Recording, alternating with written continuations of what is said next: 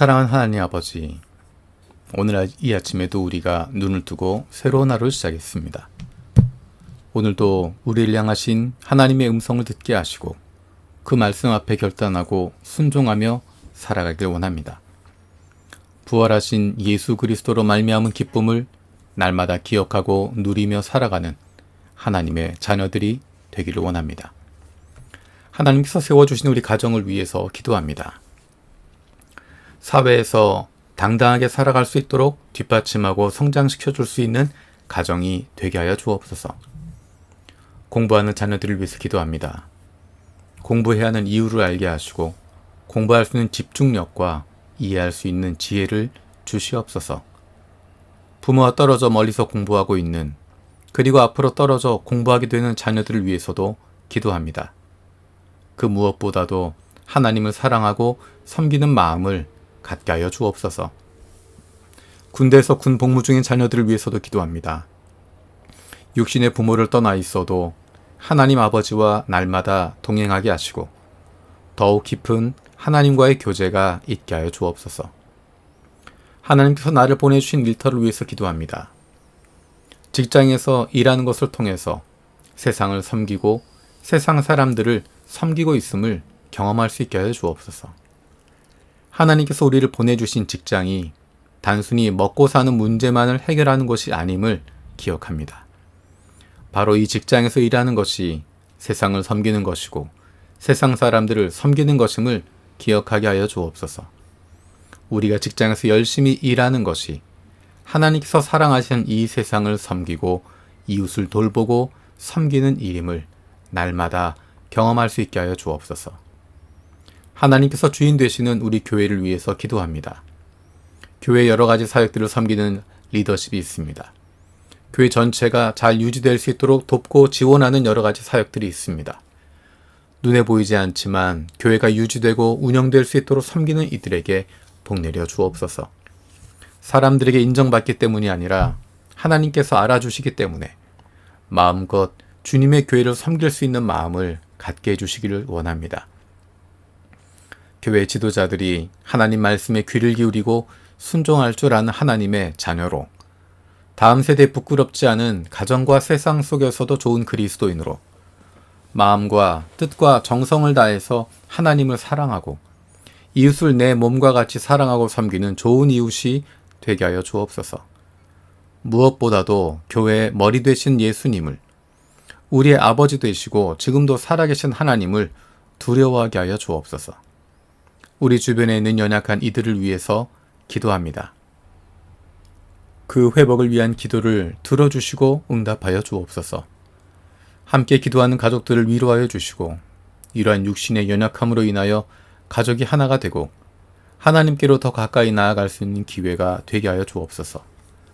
믿음을 잃어버리지 않게 하시고 확신을 가지고 감사함으로 간구하게 하여 주옵소서.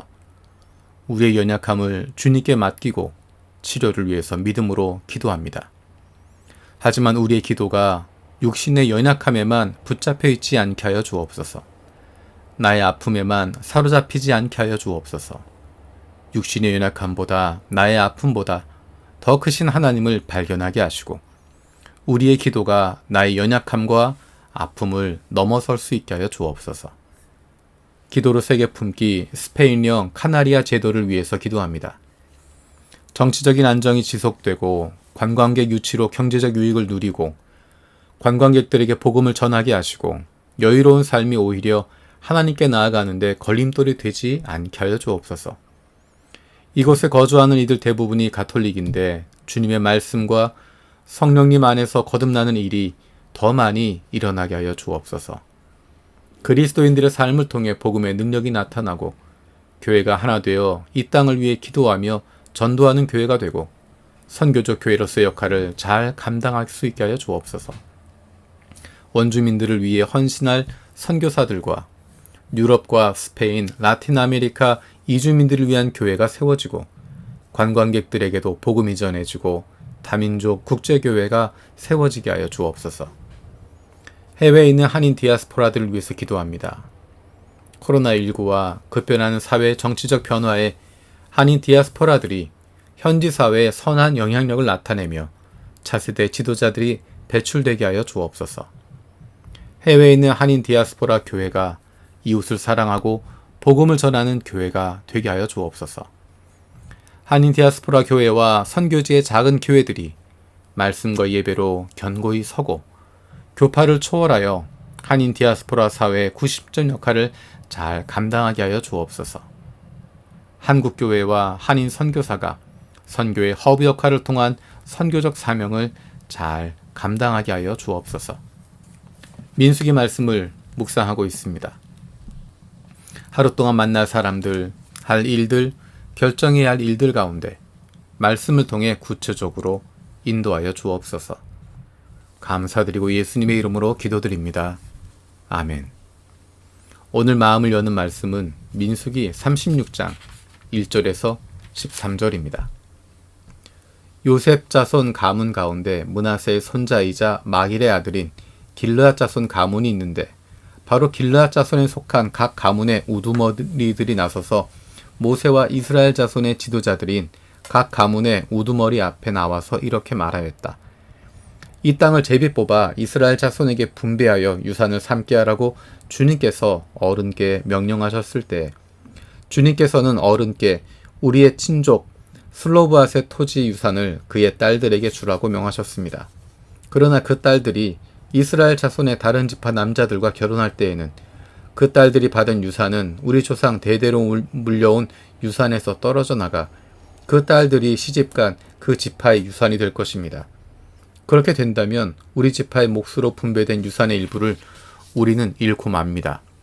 이스라엘 자손이 누리던 희년이 되어도 그 딸들이 물려받은 유산은 그 딸들의 시집 지파의 유산에 합쳐질 것이므로 결국 우리는 조상 대대로 물려받은 지파 유산에서 그만큼의 유산을 잃는 것입니다.